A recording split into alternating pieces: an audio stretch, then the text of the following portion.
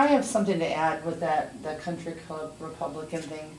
I have a strong sense of fear based on something you said, not negatively, but you said the Republican president and the Republicans in Congress reminded me of a very recent situation where we had that, and it was absolutely incredible excess. And so would you, I mean, I know what you're gonna say, so I could probably, this is not even worth asking, but it doesn't make any sense to me why, was that something you learned from, maybe, that shouldn't happen again? When I said a Republican Congress and a Republican Senate in this context, I was meaning as opposed to the current Democrats that we have. It was not necessarily aligned with a political party, but different. Right, I understand. What I would tell you, and I've spoken a lot about this as well, if I had been in Congress in 2004, 2005, and 2006, I would have voted against the Bush spending, and I would have voted against the party. Because that was just flat out wrong. Good answer. And so I'm not going to go along with a party that's doing the wrong things. Thank you. My turn? Thank you. Number 11. We all. What does the Constitution mean to you? What does the Constitution mean to me? Well, I guess what the Constitution means to me, it is the core document that I think I look to, that most of us look to define what the United States is and the ideals that we have, the Declaration of Independence. And so the Constitution lays out very clearly the rules and the powers that we allow our government. And that sets us apart from everybody else in the world, where the governments are saying what the rules are and what the powers the government has and what they allow the people to have. And that's the difference. We, the people in the United States of America, are supposed to rule this country, not the government. And that's what that Constitution means to me, is that we're in charge, not the government. Okay, what's your position on the cap and trade bill? And what can we do if a lame duck Congress were to pass the cap and trade bill? Well, that would be a nightmare scenario. The cap and trade bill, I am opposed to the cap and trade bill. I'm a guy who is a realist, and so I like to look at the experience and the actual facts that are brought up. And we have seen cap and trade implemented in Europe now for over 5 years, and it's been a disaster.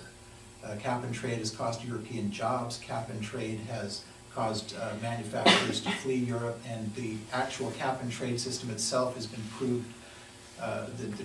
Many of the trades are fraudulent, and it's just it looks from the outside like a total scam. And so I'm totally opposed to that. I think it's going to cost us tons of jobs, trillions of dollars, and we simply can't afford that as a country. I am for a clean environment. I am for clean energy. I think there are ways that we can achieve energy independence without going the cap and trade route. I've talked a lot about that. We can talk about that if you want.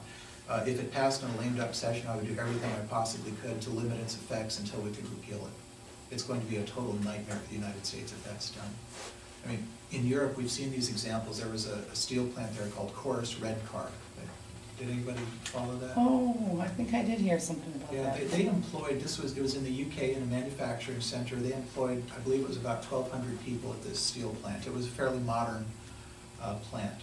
And they were given 1.2 billion pounds worth of carbon credits that they pocketed.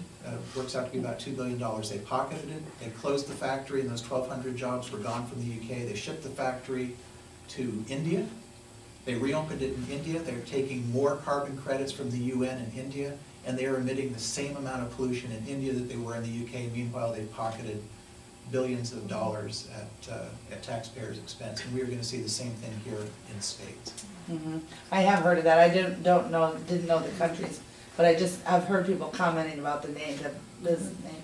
Now I understand the story. Chorus Redcar, it's an amazing thing to read, and we're going to see exactly that kind of thing here. And so you lost in the UK 1,200 family wage jobs, good paying jobs that were being operated in an efficient steel plant that had fairly good emissions things. They certainly could have made it better, and they just shipped offshore. You offered to address energy independence. Would you do that? Sure. we hear a lot from particularly Jay Inslee about green energy, and there's a lot of terms that are going around: green energy, energy independence, clean energy. I think we need to be very precise about what we want from our energy policy. What I want is I want clean energy and I want energy independence. The idea of green energy that Jay Inslee and a lot of the folks are pushing really reeks of crony capitalism, and they're pushing things like wind power and solar power that are not cost effective, and they won't be cost effective for 20 or 30 years. We have in the United States much cleaner energy sources than we're using now. We have the world's biggest supply of natural gas, I'm told. We have somewhere between 100 years and a 400-year supply of natural gas. It burns 4 times cleaner than fuel, than the fuel that we're using, oil. We could certainly switch a lot of it to that. We have other energy sources that are available to us that are very clean. France, for example, gets 80% of its power from nuclear power. Japan last year put in 8 new nuclear plants. And this is a country that was actually the only country in the world that's been attacked with an atomic weapon. And they put in 8 new plants last year. We haven't put in a new nuclear plant for 30 years. And we still today get 20% of our power from nuclear. And I've got folks working on some very precise energy policies for me. I've talked with lots of experts in that area, and I believe that we can do that safely and effectively, and I believe in a very short period of time we can be energy independent if we decide we want to use the resources that we have in this country. What about our transportation industry, though, in terms of substituting other fuels for what we now use, and the increase in food prices and all other kinds of necessities that come by some form of transportation? Well, natural gas is actually less expensive than petroleum. For transportation. For transportation, and it's being used now in taxi fleets, it's being used in some municipal vehicles and trucks and so forth. So you're thinking that we can convert most of our cars and trucks to the use of natural gas? I think that's a possibility. We're looking at it, looking at the cost, but it's probably more along the lines of we would use the current vehicles. Some of them would be modified, but we would use them until their economic life was over, and then as new cars come online, there would be alternate fuel sources that we actually have domestically in the United States. We're going to get a couple benefits from that. First of all, it's a less expensive, on a gallon per gallon basis. The second thing is it's all domestic, and that money is not leaving this country. Right now, we're shipping $500 billion a year overseas. A lot of it's going to Canada, but a lot of it's going to countries that hate us. And I just can't see buying a lot of energy from countries like Venezuela and Iran and places like that. We would be so much better off using our own resources, whether it's natural gas, whether it's electric cars, whatever it is. Just, it used to be a simple matter to convert, like my old Ford pickup truck, to natural gas. It ran on both gasoline and natural gas. Yeah. Just flip Really? the switch, yeah, and I could be running on natural gas. And it burned, I mean, it's so clean. But anyway, that can be done. And when I had mine, it was many years ago, but I think the cost to add the conversion kit was $400. Yeah, the conversion It's the having the supply, like where do you get it? Well, it uses the same infrastructure that our current oil would use. You would still have gasoline stations, but they would be gas stations. Natural gas stations. But you see the same thing. The taxis in the Seattle airport, for example, all run on natural gas. And they're using things that are very much like filling stations to full tanks and so forth. Interesting. It just seems to me to be the easiest solution we have to actual energy independence. And at the same time is going to give us 4 times cleaner burning, and without all the side effects. From hybrids are a wonderful idea, but the batteries are very destructive. They're very expensive to operate and to manufacture. They have big negative influences even on the carbon footprint. But I don't see a whole lot of downside for natural gas, and I don't see anybody talking about it.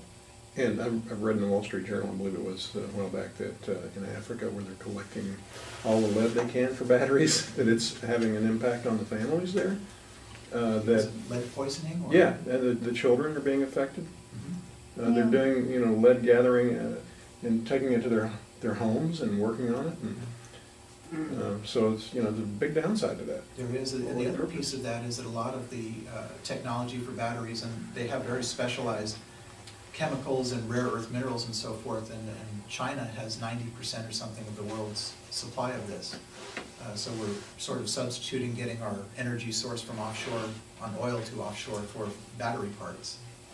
It doesn't seem like a good plan to me.